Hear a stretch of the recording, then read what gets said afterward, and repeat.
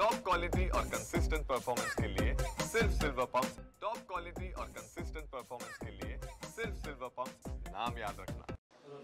दिल्लीतल्या साहित्य संमेलनाच्या कार्यक्रमामध्ये शरद पवारांनी काल राज्याचे माजी मुख्यमंत्री आणि आता तत्कालीन उपमुख्यमंत्री एकनाथ शिंदे यांचा सत्कार जो आहे तो केला। मात्र या सत्काराच्या कार्यक्रमावरून संजय राऊतांनी नाराजी जी आहे ती व्यक्त केलेली आहे ती थेट शरद पवारांवरती। या संदर्भात बोलण्यासाठी आपल्याबरोबर शरद पवार गटाचे नेते प्रशांतराव जगताप आहेत। दादा, संजय राऊत बोलताना असं म्हणाले की दिल्लीतलं राजकारण जे आहे ते आम्हाला कळतं। काल पवारांनी एकनाथ शिंदेंचा नाही तर महाराष्ट्र तोडणाऱ्या अमित शहांचा सत्कार जो आहे तो केलेला आहे। शरद पवारांनी या कार्यक्रमाला जाणं टाळलं असतं तर बरं झालं असतं। मुळातच मान्य संजय राऊत साहेबांचं हे वाक्य किंवा अशा प्रकारचा शब्दप्रयोग हा हास्यास्पद आहे असं मला वाटतं। आपण राज्यसभेचे खासदार आहात, शिवसेनेचे नेते आहात, आपली दृष्टी व्यापक असली पाहिजे। आदरणीय पवार साहेब हे महाराष्ट्राचे नेते म्हणून, देशाचे नेते म्हणून त्यांना सगळ्याच ठिकाणी एक वेगळ्या पद्धतीने स्वीकारलं जातं। राज्यातल्या किंवा देशातल्या वेगवेगळ्या कार्यक्रमांमध्ये महाराष्ट्राचा एक बुलंद नेता, लोकनेता म्हणून पवार साहेबांना आमंत्रित केलं जातं। तसंच त्या ठिकाणी साहित्य संमेलनाला पवार साहेब हे स्वागताध्यक्ष म्हणून आहेत किंवा एकूणच त्या ठिकाणी पवार साहेबांच्याच नेतृत्वाखाली त्या ठिकाणी कामकाज चालतं। आणि अशा परिस्थितीमध्ये तिथल्या समितीने ज्यावेळेस या ठिकाणी शिंदे साहेबांचा सत्कार या ठिकाणी करण्याचं ठरवलं असेल तर त्याच्यामध्ये काय पवार साहेबांचं वैयक्तिक मध्ये अशातलं काय ते काही कारण नाहीये।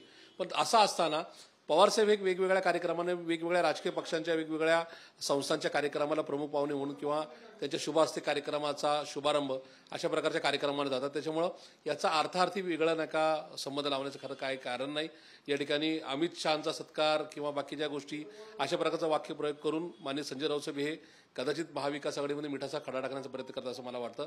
संजय राऊत साहेबांना मला एवढंच सांगायचंय की ज्यावेळेस मान्य उद्धव साहेब असतील, मान्य आदित्य साहेब असतील, हे एका महिन्यामध्ये 3-3 वेळा नका देवेंद्र फडणवीस साहेबांना भेटतात, त्यावेळेस एकोप्याने काम करण्याचा नका सूर नका आळवतात, त्यावेळेस महाविकास आघाडीतील इतर नका घटक पक्षामध्ये काँग्रेस असेल किंवा आमचा राष्ट्रवादी काँग्रेस पार्टी शरदचंद्रजी पवार पक्ष आम्ही कधीच शंका घेत नाही।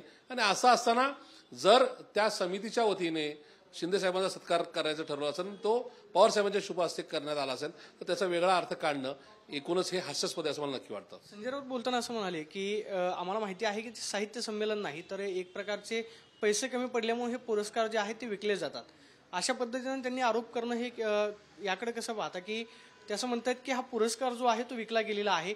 पैसे जर कमी असते साहित्य संमेलनासाठी तर मराठी प्रेमी जे आहेत ते त्यांच्याकडून गोळा करून आम्ही पैसे जे आहेत ते दिले असते। मुळात विषय असा आहे की संजय राऊत साहेबांना किंवा त्यांच्या पक्षाला अशा देणग्या देण्यापासून कोणी थांबवलेलं नाही। आणि ज्या ठिकाणी अशा प्रकारे नका कुठे नका देणग्या देण्याचा विषय असेल तर मला असं वाटतं की पवार साहेब ज्या नका कार्यक्रमाचं किंवा ज्या संस्थांचं नेतृत्व करतात त्या ठिकाणी पैशाची कमी कधीच नसते। कारण की पवार साहेबांनी आजपर्यंत आयुष्यामध्ये अशा वेगवेगळ्या संस्थांना खूप वेगवेगळ्या प्रमाणे मदत पण केली आणि उभं सुद्धा केलेलं आहे। त्याच्यामुळे संजय राऊत साहेबांनी अशा प्रकारे पुरस्कार विकले जातात अशा प्रकारची भाषा करून एकूणच महाराष्ट्राच्या एकूणच नका अस्मितेचे जे पुरस्कार आहेत त्याच्यावर चुकीचं प्रश्नचिन्ह लावू नये ही माझी त्यांना विनंती राहील। अशा प्रकारे आरोप करणं हा एकूण साहित्यिकांचा आणि या पुरस्कारांचा अपमान आहे असं मला नक्की वाटतं। या आजच्या संजय राऊतांच्या वक्तव्याचा महाविकास आघाडीवरती काय परिणाम होईल का? तिकडून शिवसेनेचे नेते म्हणजे एकनाथ शिंदेच्या शिवसेनेचे नेते असं म्हणतात की जर संजय राऊतांना पवार साहेबांची भूमिका पटली नसेल तर महाविकास आघाडीतून बाहेर पडावं। महाविकास आघाडीवरती याचा काय परिणाम होईल? मुळात म्हणून मी पुन्हा एकदा सांगतो की मान्य संजय राऊत साहेबांनी इथून पुढे तर निदान या ठिकाणी कुठेतरी या सगळ्या गोष्टीवर भाष्य करताना काही संयम बाळगायला हवा। ठीक आहे, मान्य एकनाथजी शिंदेंचं तुमचा त्या ठिकाणी वेगळ्या पद्धतीचं नका सोडाचं राजकारण आहे, पण त्या सोडाच्या राजकारणामध्ये तुम्ही महाविकास आघाडीमध्ये मिठाचा खडा पडणार नाही याची काळजी घ्यावी। या ठिकाणी आपण राज्यसभेचे मागची 20-25 वर्ष खासदार आहात, आपली भूमिका आणि आपली दृष्टी व्यापक असली पाहिजे हा सल्ला माझा त्यांना नक्की राहील। आपण पाहतोय की संजय राऊतांनी यापुढे वक्तव्य करताना महाविकास आघाडीमध्ये मिठाचा खडा पडणार नाही याची खरं तर काळजी जी आहे ती घ्यायला हवी अशी प्रतिक्रिया प्रशांत जगतापांनी दिल्याचं पाहायला मिळते। कॅमेरा पर्सन तुषार ननवरेसह मी प्रदीप कापसे, TV9 मराठी, पुणे।